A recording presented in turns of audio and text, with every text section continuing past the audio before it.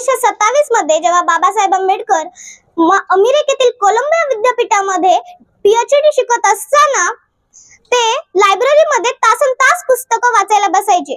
ते जिथे पुस्तकं वाचायचे तिथे दोन ओळी लिहिलेली होती। पहिली ओळ होती आम आदमी पैदा होता है और मर जाता है आणि दुसरी ओळ होती महापुरुष पैदा होता है और वो कभी भी नहीं मरता।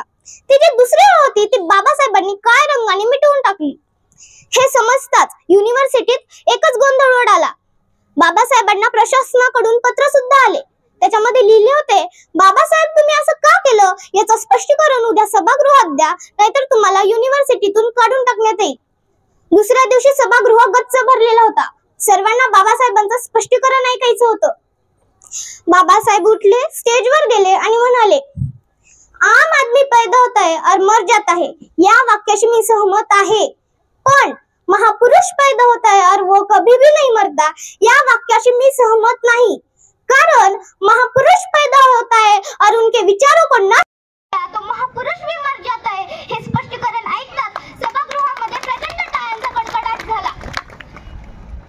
बाबासाहेब आणि हे सांगताना अभिमान वाटेल की लायब्ररी मधील ती जी दुसरी होती ती मिटवण्यात बाबासाहेबांचं स्पष्टीकरण लिहिण्यात आलं। बाबासाहेबांना उगाचच ओशन ऑफ नॉलेज ज्ञानाचा अथंग महासागर म्हणत नाहीत। अमेरिकेसारख्या देशामध्ये बाबासाहेबांचा जन्मदिवस नॉलेज डे साजरा करण्यासारखं इतकं व्यक्तिमत्व माझ्या बाबाचं आहे। बाबासाहेब आपल्याला सोडून गेले नाहीत, ते आपल्याला पुस्तकातूनच मिळणार आहेत।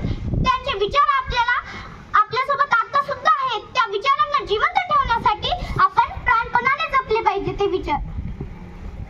हंगामा खड़ा कर देना मेरा मकसद नहीं, हंगामा खड़ा करना मेरा मकसद नहीं। सारी कोशिश है कि ये सूरत बदलनी चाहिए, ये सूरत बदलनी चाहिए। मेरे सीने में नहीं तो तेरे सीने में लेकिन, मेरे सीने में नहीं तो तेरे सीने में लेकिन ये आग जलनी चाहिए, ये आग जलनी चाहिए। बाबासाहेब काय म्हणतात? Be educated, be organised and be educated. अर्थात शिका, संघटित व्हा आणि संघर्ष करा। हा बाबासाहेबांचा मूळ मंत्र आपण कायम स्मरणात ठेवूया। मित्रांनो, बाबासाहेबांनी चौदार तळ्याचा सत्याग्रह, नाशिक येथील काळाराम मंदिर सत्याग्रह, मूकनायक, बहिष्कृत हितकारणी सभा यांसारख्या घटनांना तुमच्या आमच्यासारख्यांना न्याय मिळावा म्हणून बाबासाहेब खूप लढले। हे आपल्याला समजतंय की 2 वर्ष 11 महिने 18 दिवस सतत अभ्यास आणि अथक परिश्रम करून बाबासाहेबांनी समाजामध्ये सर्वांना समान अधिकार मिळावा म्हणून संविधान लिहिले।